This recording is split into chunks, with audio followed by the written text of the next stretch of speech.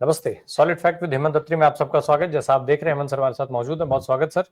Sir, प्रधानमंत्री जी कल देश के सामने आ गए। उन्होंने कहा, हालांकि जब वो अनाउंस करते हैं कि इतने बजे संबोधित करेंगे, मुझे लगता है कि देश में बहुतायत संख्या में ऐसे लोग हैं जिनकी जो डर जाते हैं, सांसें तो उनकी थमी जाती हैं कि अरे बाप रे आज क्या कुछ हो जाएगा, कहीं ऐसा ना हो कि आ जाए तो कहें कि आज के बाद ये जो है फलानी चीज बस रात 12 बजे के बाद लीगल टेंडर नहीं रहेगी। खैर, इस बार जब आए तो उन्होंने उनके हिसाब से एक बहुत बड़ी खुशखबरी दे दी। वो तोहफा जिसका उन्होंने ऐलान किया था वो दे दिया देश को।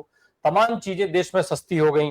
अब वो कह रहे हैं कि जीएसटी में जो बड़ी छूट मिली है तो आप बचत उत्सव मनाइए, स्वदेशी खरीदिए। ठीक है, खरीदेंगे स्वदेशी। एक चीज, और सर जब मोदी जी ने ये बात कही तो विपक्ष कहां पीछे रहने वाला, वो पूरे सबूत के साथ एक एक झूठ का सच लेकर के आ गया। वो बताने ये लग गया है कि कैसे मोदी जी ने जीएसटी लगाया, जीएसटी लगा करके चीजों के दाम बढ़ाए। अब वो दाम जो है वो 10 रुपए बढ़ाए और आज छूट देकर के 5 रुपए कम कर दिए। ये खेल चल रहा है। दूसरी तरफ एक बड़ी खबर ये भी है मार्केट में, जो कहीं से भी पुष्ट हो सकती है। किसी कोई भी व्यक्ति जाए, दुकानदार से बात करे, वो जो रेगुलर जिस मेडिसिन की शॉप से मेडिसिन लेता होगा उससे बात कर ले, जिस किराने की दुकान से किराने का सामान लेता होगा उनसे बात कर ले। खबर यह है कि जीएसटी को कम करने से पहले ही इन चीजों के दाम बढ़ा दिए गए हैं, ताकि जीएसटी के बाद जब नया स्लैब आए तो कीमतों पे कोई असर न पड़े, मुनाफे पे असर न पड़े। कीमत पे भले ही थोड़ा बहुत कम हो लेकिन मुनाफा पूरा पूरा मिलता रहे। और ये सब कुछ सरकार के संज्ञान में होने के बावजूद भी हो गया। इसका जिक्र मोदी जी ने कहीं नहीं किया। तो ये जो बजट, ये जो बचत उत्सव मनाने की बात कर रहे हैं, विपक्ष पूरा एक्सपोज कर रहा है। देश के लोग क्या करें, बचत उत्सव मनाएं कि ना मनाएं? जरा आपसे ये समझ लें। राम प्रकाश जी नमस्कार, आपको सारे दर्शक साथियों को भी। देखिए, जो भगत लोग हैं वो तो पिछले 11.25 साल से ही विश्व गुरु बनने का उत्सव मना रहे हैं। जो आप और मेरे जैसे जो लोग हैं, जो कम बुद्धि के तमाम लोग हैं हमारे जैसे, उनको ये समझ में नहीं आ रहा कि पिछली लूट का जो भुक्तभोगी था वो व्यक्ति अब इस छूट का उत्सव कैसे मनाएगा। जो पिछले 2017 से लेके आज तक जब जीएसटी 1 लाए थे, रात को 12 बजे वो घंटे बज रहे थे और तमाम चीजें, तो वो ऐतिहासिक था, वो मास्टर स्ट्रोक था। अब 8 साल बाद जब सारी लंका लुट गई, सब कुछ सारा, सबकी जेब खाली होगी, सबका बेड़ा गर्क, हर इंडस्ट्री सारी की सारी तबाह होगी, तो अब आकर के छूट का उत्सव मनाने की बात कर रहे हैं। तो बेसिकली आपको ये समझना पड़ेगा कि ये जो मोदी जी ने लूट का दुकान चला करके छूट का काउंटर खोला है, इसकी हकीकत क्या है। 8 साल के अंदर जो जिस दौरान ये जीएसटी 1 लागू रहा, उस समय 55 लाख करोड़ रुपया जीएसटी के नाम पर देश की भोली भाली जनता से वसूला गया। और आप जानकर स्तब्ध रह जाएंगे कि इसका 85% हिस्सा देश के सबसे गरीब 90% लोगों से लिया गया। 85% हिस्सा, 90% सबसे गरीब। हालांकि सरकार गरीबों की है, वो आपको पता होगा, जिस तरीके से मोदी दावे करते हैं। लेकिन इस जीएसटी की आड़ में क्या क्या बर्बाद हो गया, क्या क्या चीजें हो गई, वो मोदी जी को कभी समझ में ना आती अगर जो भगतों के ताऊ हैं ट्रंप साहब, वो टैरिफ ना ठोकते भारत के ऊपर 50%। ये उसके दबाव के अंदर जो पहले बेसिकली देखिए आप क्या है, मैन्युफैक्चरिंग सेक्टर से लेकर के हर चीज बिल्कुल अपने लो पे आ चुकी है। फॉरेन इन्वेस्टमेंट का देख लीजिए, शेयर बाजार जिस तरीके से पैसा जा रहा है, हर चीज के अंदर जो रुपए की कीमत जहां पर पहुंच गई, डॉलर 11% गिर गया है। सब करेंसी की तुलना में डॉलर कमजोर हुआ कि, लेकिन भारत की करेंसी ऐसी है जिसकी तुलना में वो आज भी मजबूत है, आज भी 88 रुपया प्लस है वो। तो ये जो मोदी जी की दूरदर्शी नीतियां हैं, उद्योग समर्थक नीतियां, जो पूंजीपति हैं, जो चंद उनके मित्र, उनके पक्ष की जो नीतियां हैं, उसका एक ये परिणाम है। 55 लाख करोड़ वसूल करके, और जिस दिन ये पहली घोषणा की थी, आपको याद हो, लाल किले से, उस दिन सारा कैलकुलेट करके बताया गया था कि केवल और केवल 48,000 करोड़ रुपए का लाभ होगा। उस दिन बताया था। कल मोदी जी को लगा कि यार ये स्केल ठीक नहीं है। मोदी जी ने 15 अगस्त को कहा 48,000 करोड़। कल उन्होंने इसको बढ़ा के 2.5 लाख करोड़ कर दिया। और वो 2.5 लाख करोड़ कैसे किया कि 2,02,000 करोड़ रुपया जो कथित तौर पर इनकम टैक्स से राहत मिलनी है, जो 12 लाख रुपए जो स्केल बढ़ाया, स्लैब बढ़ाया कि 12 लाख तक कोई इनकम नहीं। और अगर आपकी इनकम 12,100,000 है तो आपके ऊपर सब कुछ लागू। ये भी ध्यान रखिएगा, 12 लाख तक वाले को वो जीरो है, वो भी इस साल से लागू होगा। अभी हुआ नहीं है, वो होना है। तो मोदी जी तो भविष्य के हिसाब से खेलते हैं ना, कि जो भविष्य का जो था, जब जीएसटी लगाई तब थोड़ी बताया था कि 55 लाख करोड़ लूट के मैं तुम्हें 48 लाख की छूट दूंगा। आपको एक राजेश खन्ना की मूवी याद होगी, जिसमें उनके पास तमाम उद्योगपति होटल वाले आते हैं, वो बड़ी वायरल था। और वो आके कहते हैं कि साहब हमारी रोटी का ये रेट है, फला होटल वाले फला। तो वो कहते नहीं नहीं, और रेट नहीं बढ़ाना, ये तो कहते हैं साहब हम आपको चंदा दे देंगे। फिर चंदे की बोली लगती है, और जब चंदे की बोली एक थ्रेश होल्ड पे पहुंचती है तो फिर राजेश खन्ना कहते हैं बतौर मुख्यमंत्री उसको कि आप क्या रेट करना चाहते हो? कहते 5 रुपए। उन्होंने कहा नहीं 10 रुपए करो। तो वो सारे व्यापारी सदमे में आ गए। उन्होंने कहा कि साहब लोग जूते मारेंगे आपको भी। कहते नहीं नहीं मारेंगे, 10 करो, कुछ देर चलने दो, शोर करेंगे, फिर 7.5 घंटे। तो 5 रुपए की चीज पहले 10 की करवाई, 7.5। और जो आपने बताया वो तो और भी अद्भुत चीज है। ये केवल इतना नहीं कि रेट बढ़ा दिए गए हैं वो सारा तय मान करके चाहिए। मोदी जी कभी भी अपने जो पूंजी पोषक है अपने इकोसिस्टम के, उनके इंटरेस्ट के खिलाफ कभी कोई काम नहीं कर सकता। इसको करने के दो तरीके होते हैं। एक, जैसा आपने बताया कि रेट पहले ही बढ़ा दो और इतने बढ़ा दो कि समझ में ही ना आए। उसके बाद हल्का सा जो कल किया है कि इतना रियायत कर दो।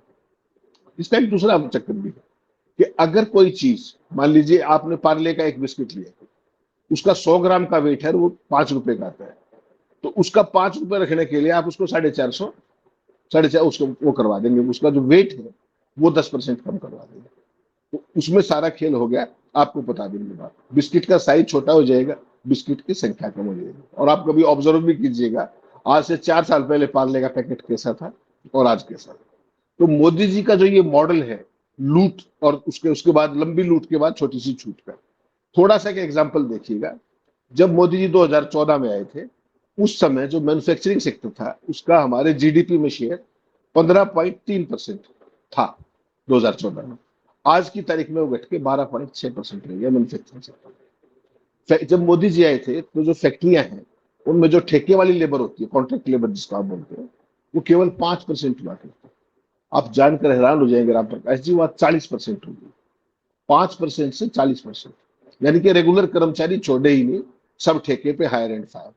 और इस उसके बावजूद भी मोदी जी को क्या पसंद है, कल फिर स्वदेशी का नारा फेंक दिया। बेसिकली अगर आप देखेंगे 12 साल 11.5 साल जो भी इनका कार्यकाल है, इसमें 2.5 करोड़ से ज्यादा नौकरियां चली गई। इनमें से 82% उसी एमएसएमई में पैदा होती थी जिसे मोदी की नोटबंदी ने खत्म किया। मत भूलिएगा इसको, ये किसी वक्त को याद नहीं और वो याद आने भी नहीं। भारत में जो मैन्युफैक्चरिंग की ग्रोथ 7.85 से 3.1% पे आ गई है इन 11.5 सालों में। 7.85 से 3.1, और जीडीपी में उसका कंट्रीब्यूशन। मेक इन इंडिया का जुमला विदेश को लुभाने के लिए था, अब वो भी फेल हो गया। सारे विदेशी निवेशक जाते रहे, निवेशक पहले चले गए। तो बेसिकली क्या है मोदी जी का, आप पॉलिसी देखिए। बीते 11.5 साल में मोदी जी ने 27 से ज्यादा पब्लिक सेक्टर्स को अपने पूंजीपति दोस्तों को बेचा है। जो कौन दोस्त है वही वो लोग हैं जो बैंकों का लोन भी हड़प गए। बैंकों में पैसा किसका है, मेरा नाम। चौतरफा लूट। इन 11.5 सालों में उद्योगपतियों को कितनी रियायत दी गई है फ्रॉम नोवेयर, कि आपका चलो राइट ऑफ कर दिया, फला कर दिया, ये कर दिया। निर्मला ताई बड़े शान से बताती है उसमें कौन उद्योगपति के, उससे नाम से नहीं बताती, कुल मिला के बताती। और मेरे को और आपको 55 लाख लूट करके 48,000 करोड़ का कथित तौर पर छूट दे दी गई, और उसको 2.5 लाख करोड़ बताया जा रहा है। एक बार साथ में वो भी बता देते कि पूंजीपतियों को कितने लुटाए हैं पिछले 11.5 साल में, तब आम आदमी को समझ में आएगा ना। पूंजीपति तो 10, उनको 25 लाख करोड़ माफ, और आपसे 8 साल में लूट करके 55 लाख करोड़, आपको 48,000 करोड़ रुपए की कथित तौर पर रियायत। ये है मोदी जी की छूट का मॉडल, जो किसी को भी समझ में नहीं आएगा। बेसिकली आपको देखना ये पड़ेगा कि मोदी सत्ता ने इन 10 सालों में किया क्या। अगर आप उसको देखेंगे, आप कैग की रिपोर्ट बता रही है कि 10 साल के अंदर राज्यों का कर्जा 69 लाख करोड़ को पार कर गया। 69 लाख करोड़। उसका कारण क्या है, 12 साल में जो जीएसटी लूटी है 57 लाख करोड़ रुपए के आसपास आया है, उसमें अब कुछ अंश का उत्सव मनाने की बात कर रही है। इसमें से 45% जो ये लूट थी, ये तो खुद मोदी सत्ता के पास दिल्ली में ही रहेगी, राज्यों को तो उसका हिस्सा मिला ही नहीं, उनको तो अपने भरोसे छोड़ दिया। और जो भी जीएसटी का हिस्सा मांगे उसको क्या कह रहे थे, तुम बैंक से लोन ले लो, हमारे भी को लोन देते। जो मेरा वाजिब हिस्सा था वो भी आप मुझे नहीं दे रहे, तो मुझे क्या कह रहे कि आप आरबीआई के पास लोन तो मेरे ही नाम खड़ा रहेगा, यानी कि मेरा हिस्सा आपने मार लिया और मेरे ऊपर फिर लोन, तो मैं और कर्ज में डूब जाऊंगा। अकेला पंजाब अगर आप देखेंगे इस समय, वहां की जो इकोनॉमी है 40% से ज्यादा कर्ज के अंदर डूबी हुई पंजाब की, और कोई ऐसा स्टेट नहीं है जो इससे बाहर है। बेसिकली 20 से 25% हिस्सा ही पूरे देश के जो स्टेट्स हैं उनका केवल पूंजीगत खर्च हो रहा है, जो डेवलपमेंट के ऊपर। बाकी सारे का सारा सैलरी पेंशन मुफ्त की योजना है हर जगह। और अब तो आपने बिहार का भी सुन लिया कि चुनाव से पहले हर महिला के खाते में 10-10 हजार रुपए डालने की तैयारी है। वही लाड़की बहना योजना, 10 हजार वो डाल दोगे मुफ्त का, वो पैसा किसका है? मेरा और आपका है। 10-10 हजार रुपए डाल के खाते में, उसके बाद SIR की आड़ में जो कुछ खेल था वो हो ही चुका है, और फिर महाराष्ट्र की तरह कह देंगे कि साहब देखिए तो हमारा डंका बच गया। तो ये बेसिकली जब बिहार का कोई भी मामला काबू नहीं आ रहा, टैरिफ जो मोदी मोदी के ऊपर जो लगाया भारत के ऊपर, उसको दोस्ती का टैरिफ कहिए, ट्रम्प टैरिफ है वो, जो मोदी की उनकी मैग्निफिसेंट मैन की पॉलिटिक्स है ना, डिप्लोमेसी, ये उसका परिणाम है। क्योंकि मोदी इस बात को स्वीकार थोड़ी करेंगे, उनको तो अपना डंका बजाना था। अब लेकिन देश के लोग अब इस बात को समझने लगे हैं कि बिहार का चुनाव आ रहा था और ये सारी स्थितियां क्यों हो रही है कि बिहार में पैर रखने की जगह नहीं। मुझे आप एक छोटी सी बात आइएगा, जो कल मोदी जी ने कहा उसमें से ऐसी कौन सी बात थी जो 15 अगस्त को लाल किले पर नहीं कह चुके? याद कीजिए, ये सारी जो छूट का मामला था ये तो आप वहां कह चुके थे, GST। कल क्या किया है? कल केवल उसको दोबारा से याद दिलाया है। बीच में आपने देखा होगा 15 अगस्त से अब तक हर जगह हर भाषण के अंदर उन्होंने इन सब बातों का जिक्र किया। नवरात्रा पे ये हो जाएगा, नवरात्रा पे वो जाएगा, कहा ना। नया क्या जोड़ दिया उसके अंदर जो आपको दोबारा राष्ट्र के नाम से बोलना करना पड़ा? सिंपल सी बात है कि लोगों का ध्यान भटकाए रखना है और ये दिखाना है कि मैं देखिए आपके लिए काम कर रहा हूँ। हकीकत नहीं, ये है कि काम वो उनके लिए कर रहे हैं जो उनके फाइनेंसर है ना, दोनों काम उनके लिए कर रहे हैं, दिखा मेरे और आपके लिए रहे हैं। इतनी सी सर बात। कारपोरेट वाला तो समझ में आ गया, विपक्ष तमाम बातें कह ही रहा है। एक चीज और बताइए, सोशल मीडिया पर भी लोग जो है डेटा शेयर कर रहे हैं, स्क्रीन पे दिखवा भी दूंगा मैं। अब सवाल ये उठता है कि वो ये कह रहे हैं कि भाई 28 वाले को आपने 18% कर दिया, तो अभी तक ये जो 10% आप खींच रहे थे लोगों की जेब से, जो सीधे अभी जो आपने आंकड़ा दिया कि 90% लोग जो गरीब जनता है देश की, उससे आप वसूली कर रहे थे। अब उस पर तो मोदी जी ने कुछ बोला नहीं कि उसकी भरपाई कैसे होगी क्या? जिस तरीके से वो कोविड में फंड बना था, प्रधानमंत्री केयर फंड, उसका हिसाब आज तक नहीं मिला। तो GST का 10% भी ये गया, आपने वसूल लिया, जेब भर दिए, कारपोरेट के कर्जे माफ कर दिए, अडानी साहब को तमाम उद्योग सौंप दिए, अंबानी साहब को उद्योग आपने बढ़वा ही दिया, जमीन दे ही रहे हैं महाराष्ट्र में, कहाँ कहाँ क्या क्या सब अडानी साहब को बिहार में दे ही रहे हैं 1 रुपए पे जमीन। तो ये जो 10% का हिसाब है, ये सब उसमें खप गया या अभी कुछ बाकी है, कुछ देश के लोगों को भी मिलेगा? नहीं नहीं, उसको तो आप स्वीकार करके मोदी का डंका बजा चुके हो ना साहब। 2017 से लेके 2025 तक मोदी जी उस डकैती में, लूट नहीं कहता उसको, उस जेब पे डकैती के बावजूद चुनाव जीतते आए ना। चाहे वो राजीव कुमार के नेतृत्व में जीतते हैं, चाहे वो गणेश गुप्ता जिताएंगे, जो भी करेंगे, उसको तो ये देश स्वीकार कर चुका है उस लूट को। वो लूट तो लेजिटिमाइज होके आपने उसको मान लिया था कि ये तो अब अपरिहार्य है, लूट तो होगी। ये तो मोदी जी ने कल विशेष कृपा की है आपके ऊपर, एक आपका एक शुभ चिंतक बन करके एक कृपा की। उस कृपा का मतलब समझिए क्या है? ग्रोथ आपकी खत्म होगी, मैन्युफैक्चरिंग आपका जीरो पे आ रहा है, जिस तरीके से डिमांड कम होती जा रही है, FDI एवर लो के ऊपर है, सारे के सारे इन्वेस्टर भाग रहे देश से, और प्लस ट्रंप ने 50% टैरिफ ठोक दिया, अब ये H1B आ गया। इस सारे के अंदर अपनी डिमांड को, केवल ये काम मेरे और आपके लिए नहीं किया है, माफ कीजिएगा, ये भी उन्हीं क्रोनीज के लिए किया है कि उनकी दुकान, अगर आप समझिए मार्केट में अगर डिमांड ही नहीं रहेगी तो आप मैन्युफैक्चर क्या करोगे? सवाल तो ये भी है ना। सारा ऑटो सेक्टर से लेके सारे सेक्टर्स बैठे पड़े। नोटबंदी का एक अपना इंपैक्ट था, ओवरऑल जो पॉलिसीज है, हाई GST रेट्स है, उनका एक अपना वो था। उस सारे का जब कल्मिनेशन हुआ तो ये परिणाम हुआ कि मैन्युफैक्चरिंग लो पे चली गई, डिमांड बची नहीं। उस डिमांड को दोबारा से कायम रखने के लिए, खासतौर पे ट्रम्प टैरिफ के बाद, कि उसके इंपैक्ट को थोड़ा सा न्यूट्रलाइज करने के लिए ये सारा काम किया गया। ये मेरे और आपके भले के लिए नहीं किया गया, ये भी उन्हीं क्रोनीज के लिए किया गया। आप देखिए, फ्राइडे को ट्रंप ने H1B वीजा वाला खेल किया था। आज देश का सारा जो शेयर मार्केट है वो बुरे तरीके से, IT सेक्टर कंप्लीटली ध्वस्त है। और जो अपने अडानी की कंपनियों के शेयर देखे आज आपने, जो टॉप जो शेयर है जो गेनर्स, उसमें से लार्ज कैप और मिडिल कैप दोनों में 3-3 शेयर अडानी के हैं, और एक शेयर तो अडानी का 20% बढ़ा है, अडानी पावर का। क्यों? क्योंकि मुफ्त की जगह मिल गई, कहां पर? भागलपुर के अंदर, 1 रुपया एकड़ के हिसाब से। तो बेसिकली ये सारी चीजें क्या हो रही है कि अडानी को लुटा करके, और आपको दिखाना है कि आपको भी तो दिया है। तो ये जो बेसिकली क्या है कि जो कुछ वहां लुटाया जा रहा है उसका 1% आपको दे करके, ताकि आप जैन जी वाली चीजें ना छेड़खानी कर दें, नेपाल का उदाहरण ना देने लग जाए, क्योंकि आप लोगों का तो भरोसा नहीं ना आप क्या कर दें। उधर तो वो टीवी पे तो भोंपू बैठे हुए, सारे अखबार भोंपू हो चुके हैं। आप जैसे जो थोड़े से असामाजिक लोग हैं, पता नहीं क्या पूछने लग जाए, मोदी जी को दिक्कत हो जाए, तो वैसी सूरत में उसको बचाए रखने के लिए कि एक फील गुड फैक्टर, और जैसे ही मैं और आप ये सच्चाई बताने लगे तो लोग मुझे और आपको देशद्रोही बताएंगे। सवाल ये है खेल पूरे का पूरा। तो देखिए, मोदी जी ने खुद आकर के घोषणा की 15 अगस्त से, और आज कितनी तारीख होगी, तब से इस बात का जिक्र कहाँ कहाँ कर चुके हैं। तो कल उनको ये स्पेशल इवेंट क्यों डेवलप करना पड़ा, ये भी समझना पड़ेगा आपको। इसका एकमात्र कारण ये है कि आज की तारीख में सरकार बहुत बुरे तरीके से डरी हुई है और घबराई हुई है।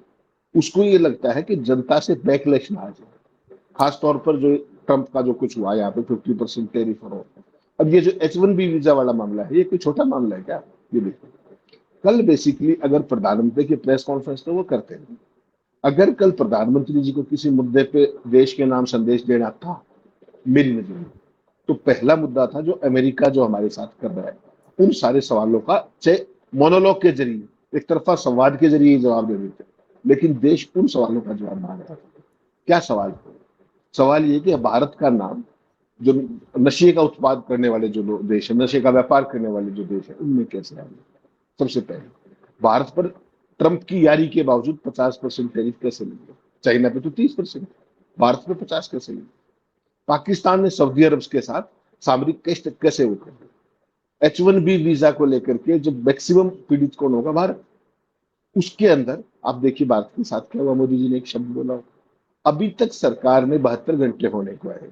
मोदी अगर एक tweet my friend Modi Trump लिख दें अगर, तो मोदी 1 सेकंड के अंदर ANI के ट्वीट को रिट्वीट करते, देखा होगा।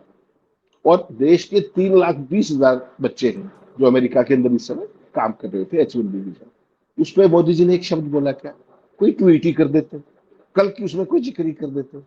कल जो मोदी स्वदेशी का प्रचार कर रहे थे, उनका चश्मा देखा था आपने? उनकी घड़ी देखी थी आपने? ये जो आपने सदरी पहन रखी है देखी थी आपने? जो कुछ उनके ऊपर उपस्थित था, जो उनके शरीर पे, उसमें क्या स्वदेशी था? केवल डिजाइन स्वदेशी था, बाकी सब कुछ विदेशी। और मोदी जी वहां खड़े होकर के स्वदेशी का प्रचार कर रहे हैं। चाइना के साथ अगर $100 बिलियन का व्यापार घाटा है, तो मैंने राम प्रकाश राय ने बढ़ा दिया क्या? किसने बढ़ाया? आपने स्वदेशी का पहले तबाही की नोटबंदी के जरिए, अब आप स्वदेशी का झंडा उठा करके चलते हैं। तो ये बेसिकली ये देखना पड़ेगा कि जिस सिस्टम के अंदर ना तो मोदी को फाइनेंस का एफ पता, ना निर्मला सीतारमण को पता, ना उनको अर्थव्यवस्था कुछ पता, ना कोई लेना ना देना, जो आया बेसिकली जो पूंजीपति लिख के दे दे, जो उनके क्रोनीज लिख के दे दे, वही नीति है। ये आप लगातार 11.5 साल से देख रहे हैं, उसके परिणाम भुगत रहा है देश।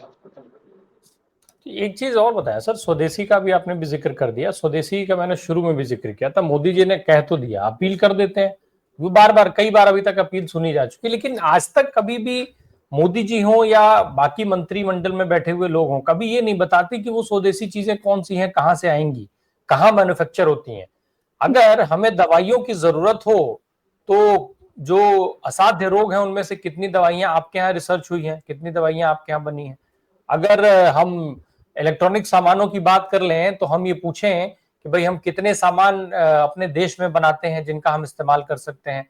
दैनिक उपभोग की चीजों की अगर हम बात कर लें, मेडिकल सर्जरी की हम बात कर लें, तो इन सारी चीजों में ऐसी कौन कौन सी चीजें हैं जो भारत में बन रही हैं, भारत बना रहा है, भारत पूरे देश को उपलब्ध कराने में कितना सक्षम है, इस पर तो बात होती नहीं है। कब बात करेंगे आखिर मोदी इस पर? कब बताएंगे देश के लोगों को? कब देश के लोगों का सही मार्गदर्शन करेंगे कि देश के लोग उनको फॉलो कर पाए? क्योंकि आखिर ये समस्या तो अंधभक्तों के सामने भी होती होगी ना, कि वो भी माने तो माने कैसे, कहां से जाकर के लाएं? भाई घर में झालर लगानी है, दिवाली आ रही है, वो झालर लाएंगे कहां से? देश की कौन सी कंपनी बना रही है? क्या रिलायंस या आपके गौतम भाई, आपने भाई अडानी जी का नाम लेने से मना किया, तो आपके गौतम भाई वो बना रहे हैं क्या? उन्हीं के खरीदना है या किसी और का खरीदने से भी स्वदेशी माना जाएगा? कब बताएंगे मोदी जी ये सब? राम प्रकाश जी, आप ना बहुत बार जाति पे उतर आते हैं। आप मोदी जी से ये उम्मीद कर रहे हैं कि मार्गदर्शन करेंगे। मार्गदर्शन कौन करता है? जिसको कुछ पता हो। मोदी सर जी को कुछ मोदी जी पता है? हमारे बच्चों को सर मोदी जी हमारे बच्चों को परीक्षा देना सिखाते हैं। परीक्षा का डर आपके ऊपर हावी ना हो इसके लिए वो काउंसलिंग करते हैं। अब इससे बड़ा इस भी और कोई काम हो सकता है क्या? वो बच्चे जिनका भविष्य निर्माण होने का शुरू हो रहा होता है, वो मोदी जी का मार्गदर्शन पा लेते हैं, तो देश के लोग क्यों नहीं पा सकते हैं? नहीं, राम प्रकाश जी, आप मूल सवाल पे, ये जो आपने शब्द कहा कि मार्गदर्शन कब करेंगे, मार्गदर्शन कौन करता है? जिसको मार्ग का पता हो और दर्शन उसने कभी खुद किए। मोदी जी ने तो पूरा जो उनका लाइफ ग्राफ है उसको आप देख तो लीजिए ना, कि 2014 तक उनकी क्वालिफिकेशंस कुछ और थी, उनका व्यक्तिगत जीवन कुछ और था, और 2014 के बाद वो पोस्ट ग्रेजुएट भी कर गए, उनकी डिग्री और सारी चीजें। ठीक है, वो नए बच्चों का मार्गदर्शन करते हैं, भगवान करे उनके मार्गदर्शन पे कोई बच्चा काम ना करे, वरना उसकी भी वही हालत होगी जो वहां मोदी मोदी करते थे ना, उडी मोदी में, और वो भी एयरपोर्ट्स पे रो रहे हैं बेचारे कि कोई घर से वापस भाग रहा है कि ये ना हो जाए। ये आपको ये देखना पड़ेगा कि ये सारी इवेंट क्रिएशन करी क्यों जा रही है। ये करी इसलिए की जा रही है कि जो दिशाहीन सरकार, जो भ्रम का शिकार सरकार है, वो जो अपने क्रोनीज को जो चारों दोनों हाथों से लुटा रही है, उस पर देश के लोगों का ध्यान ना चला जाए, और जो लूट का जो हिस्सा है उसका एक छोटा सा, जिसका एक कहते हैं ना 0.1% उसको दिखा करके और बाकी सारा कार्यक्रम चलता है। 55 लाख करोड़ रुपया लूट के मैं आपसे, 55 लाख करोड़ लूट के, और मैं पूरा प्रकाश जी 48,000 पे ले जाइए, कैसा लगेगा आपको? तब तो आप सवाल पूछेंगे ना। ये देश की जनता अब भी सवाल नहीं पूछ रही है, और जो पूछ रहे हैं वो देश रहे। देखिए परिस्थितियों का अंतर देखिए राम प्रकाश जी। भारत का प्रधानमंत्री H1B वीजा को लेकर के पूरी सरकार, विदेश मंत्रालय, कोई भी व्यक्ति एक शब्द बोला है क्या अब तक? 3 दिन हो गया। चाइना ने ये क्या कहते हैं, आपदा का अवसर, चाइना ने क्या किया पता है आपको? जैसे ही ट्रंप ने H1B वीजा वाली बदतमीजी की, चाइना ने इमीडिएटली के वीजा जारी कर दिया, पता है आपको? पूरी की पूरी स्कीम नहीं ले आए के वीजा। उसके अंदर क्या, वो बेसिकली कुछ नहीं, वो ट्रंप को जवाब दे रहा है कि दुनिया का जितना बेहतरीन टैलेंट है वो सारा चाइना के अंदर आ जाए। वो टैलेंट को अट्रैक्ट कर रहे हैं। आपको जो के वीजा है वो अमेरिका के H1B के बराबर नहीं है, उससे कहीं ज्यादा बेहतर है। और इसमें देखिएगा आप, साइंस, टेक्नोलॉजी, इंजीनियरिंग, मैथमेटिक्स, जितने के भी स्टूडेंट है, रिसर्च है, उनके लिए के वीजा प्लान किया गया है। तमाम दूसरे सब्जेक्ट्स जो प्रोग्रेसिव इनोवेशन के हैं उनको भी इसके अंदर शामिल किया गया है। इसमें H1B से भी बेहतरीन सहूलियत और टैलेंट को अमेरिका नहीं, पूरे यूरोपियन और दुनिया के हर लेवल से पढ़ाई और सैलरी का कंप्लीट वायदा किया गया, उससे बेहतरीन कंडीशंस। और आपको पता है चीन ने पिछले कुछ समय में उनकी वर्ल्ड यूनिवर्सिटीज की रैंकिंग देखिए कितने जबरदस्त तरीके से आगे बढ़ रही है। रिसर्च के मामले में वो कितना ज्यादा खर्च कर रहे हैं। हमारे यहाँ तो रिसर्च को खत्म ही कर दिया है। तो आप ये देखिए कि उनको जैसे ही अवसर लगा कि ये ट्रंप जैसा शातिर व्यक्ति जो कर तो बर्बाद दूसरों को रहा है, लेकिन सबसे पहले अमेरिका बर्बाद हो रहा है, उन्होंने उसका भी फायदा उठाया, क्योंकि चाइना में कोई भी बच्चा जाने से डरता है, वहां की डेमोक्रेसी नहीं है, वहां की तमाम चीजें हैं। वो इतना आसानी से इसके पॉलिसी को ले आए कि आप सोचते रह जाएंगे। और अब हालत ये होगी कि जो बेचारे वहां से धकेले जाएंगे, क्योंकि इंडिया में तो कुछ है नहीं, इंडिया में तो जो यहाँ वाले हैं वही भूखे मरे, तो वो जाके चाइना शुरू कर देंगे, और वो माहौल वगैरह देना उनको आता है अच्छे से। उनका विजन क्लियर है कि उनको देश को किस दिशा में लेके जाना है। और मोदी जी के एक बारे मत भूलिए, आप भूल जाते हैं बार बार, देश के पहले प्रधानमंत्री हैं दुनिया के जिसने ना केवल अपने देश के बच्चों को बेरोजगार रखा, बल्कि जो लोग रोजगार में थे दूसरे देशों में और खासतौर पर अमेरिका में, उनको भी बेरोजगार करने का अगर किसी को श्रेय जाता है उसका नाम नरेंद्र मोदी है। ये ध्यान रखिएगा आप। जो ट्रंप हर बात में magnificent Modi, my friend Modi, पता नहीं क्या क्या एडजेक्टिव यूज करता है, और वो भारत के साथ क्या कर रहा है, कभी इसको सोचिएगा। ये देश के लोगों को ये सोचना पड़ेगा देश से कि क्या देश से बड़ी है किसी की दोस्ती, और वो कौन सी दोस्ती है। आपको मेरी भाषा का कुछ समझ में नहीं आता, मुझे आपकी भाषा ना समझ में आती, ना बोलना आता, क्या दोस्ती है भाई? बता दीजिए मुझे क्या दोस्ती है? केवल इसलिए कि आपकी गौतम भाई को वहां बचाना है, इसलिए कि आपकी सरकार के तमाम लोग वहां पर फंसे हुए तमाम कारणों से उनको बचाना है। ये जो चीज है ना कि व्यक्तिगत हित, अपनी कोटरी का हित देश से बड़ा हो जाए, और आपके पास उसका काउंटर नैरेटिव ना हो। उन्होंने H1B वीजा शुरू किया, चाइना ने खटाक से 24 घंटे के अंदर के वीजा ले आया। आप चाइना को गालियां देते रहे, कोई खास बात नहीं, लेकिन विजनरी सरकार तो है ना, अपने देश का तो सोचती है, टैलेंट को तो रिटेन आकर्षित करना जानती है। आपको तो एक ही काम आता है, टैलेंट को भगाना, टैलेंट को जलील करना। पूरी मोदी सरकार के तो अंदर हमारे देश ऐसा में भी कर रहे हैं सर।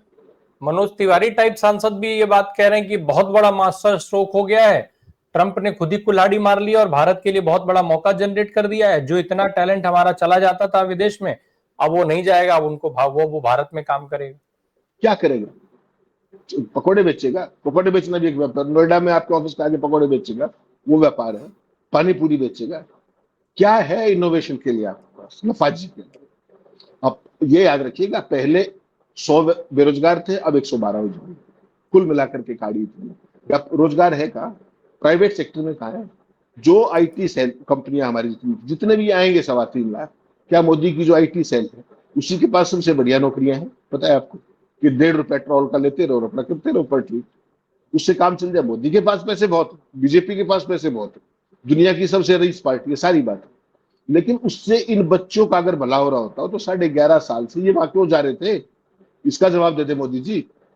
अब तो टैलेंट को रिटेन कर लेंगे, वो करेंगे क्या? वो भूखे ही तो मरेंगे।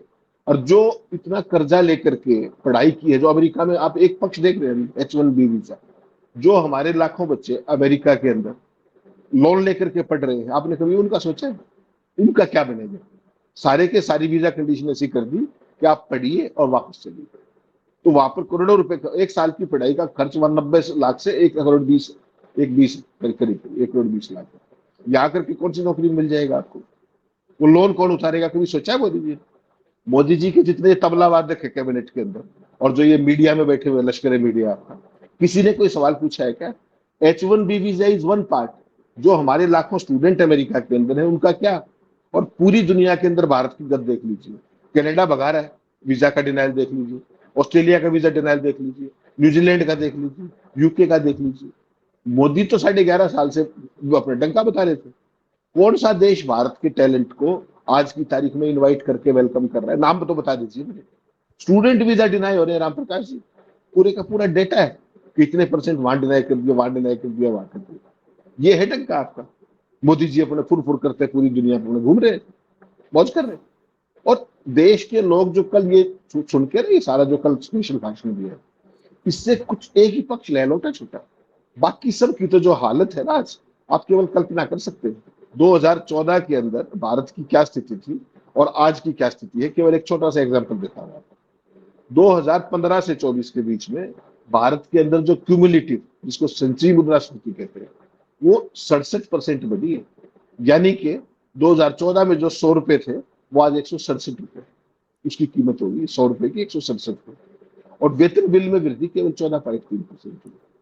53% का मार्जिन कहां से पूरा करेंगे आप? ये देश का हाल इस दौरान में किया गया कि केवल और केवल ठेके पे लूट। और बहुत सारे लोग तो अब ये भी कहने लगे हैं कि जो ये फॉरेन में हमारे बच्चे काम कर रहे थे, इनको जो आपके प्रिय गौतम भाई हैं उनको सस्ती लेबर मिल जाए, ये उस मैकेनिज्म का भी एक हिस्सा है। जैसे आपने देखा था ना किस तरीके से आपने चर्चा की थी हमने, कि जो ये अग्निवीर, अग्निवीर क्यों स्कीम लाई गई थी कि 4 साल सेना के पैसे से ट्रेनिंग करो, देश के पैसे से मेरे आपसे ट्रेनिंग करो, और उसके बाद अडानी की फर्मों के अंदर सस्ती लेबर पाओ, जो अपने एयरपोर्ट्स की सुरक्षा और वो सारे ट्रेंड तो वो लोग हैं। तो सीआईएसएफ को अरबों रुपए क्यों देने हैं हर साल? वहां से उनको करो, अपने 12-12 हजार के आपको गार्ड मिलेंगे। तो वो एक लार्जर कॉन्स्पिरेसी का, लार्जर डिजाइन का हिस्सा है जो देश के लोगों को अब समझ में आ रहा है। जितने भी महत्वपूर्ण मुद्दे थे जिसपे देश राष्ट्र के नाम संबोधन की उम्मीद कर रहा था, उनको तो उन्होंने छुआ ही नहीं। केवल 4 थीम रखे: जीएसटी, 55 लाख की लूट, 48,000 की छूट, उसके बाद इनकम टैक्स का जिक्र किया, फिर स्वदेशी का, और फिर आत्मनिर्भर का। इन 4 में से चारों में मोदी अपना रोल बता सकते हैं। इन चारों का सत्यानाश किसने किया जो आज इनकी जरूरत पड़ रही है? खुद ही कह रहे हैं कि भारत का आत्मनिर्भरता के मामले में भारत ऊपर था, एमएसएमई में भारत ऊपर था, स्वदेशी में भारत ऊपर था। तो फिर इस हालत के लिए कौन जिम्मेदार है? केवल और केवल नोटबंदी, केवल और केवल आपकी जीएसटी, केवल और केवल आपका क्रॉयनिज्म, जो आपने अपने यारों के लिए सब कुछ बर्बाद कर दिया और पूंजी को चंद हाथों में सीमित कर दिया। ये है असलियत इस देश की, इसको समझना। पहली बार देश के सामने माना जाए तो मोदी जी ने अपनी कमियां भी स्वीकार कर ली कि ये सारे, इन सारी चीजों की बर्बादी की वजह मोदी जी खुद ही रहे। और अब उस पे, हालांकि वो उद्देश्य कुछ और है, लेकिन फिर भी उसको महाबचत बताया जा रहा है, छूट की बात कही जा रही है, इत्यादि इत्यादि। इस बात पे खैर जो गब्बर सिंह टैक्स विपक्ष कह रहा है, उसने तमाम सबूत सामने रख रहा है वो, कि कैसे कैसे कहां कहां क्या क्या झोलझाल किया गया, कैसे खेल किया गया। उधर मोदी जी के बहाने ही लोग एक बार फिर से राजेश खन्ना साहब को याद करने लग गए हैं। सोशल मीडिया पर वीडियो वायरल है, हम आपको नहीं दिखा सकते हैं, कॉपीराइट का इशू है, आप जानते हैं। तो खैर ये सारी चीजें हैं। अब इन सब के बीच में मोदी जी के ऊपर जो सवाल हैं वो एज इट इज बने हुए हैं। लोगों का जो लाभ है वो अभी देखने वाली बात है, क्योंकि सोशल मीडिया पर जो प्रतिक्रियाएं हैं उनको पढ़ने से तो फिलहाल यही दिख रहा है कि अभी तक तो जो स्लैब में बदलाव की बात कही गई थी वो भी सही से लागू नहीं हुआ है। लेकिन हो सकता है 24 घंटे 48 घंटे कुछ बाद लागू हो जाए, उसका कितना फायदा देश के लोग उठा पाएंगे, ये जरूर देखने वाली बात होगी, फिर इस पर और बात हो पाएगी। बहुत बहुत धन्यवाद हमसे बात करने के लिए। Thank you so much sir.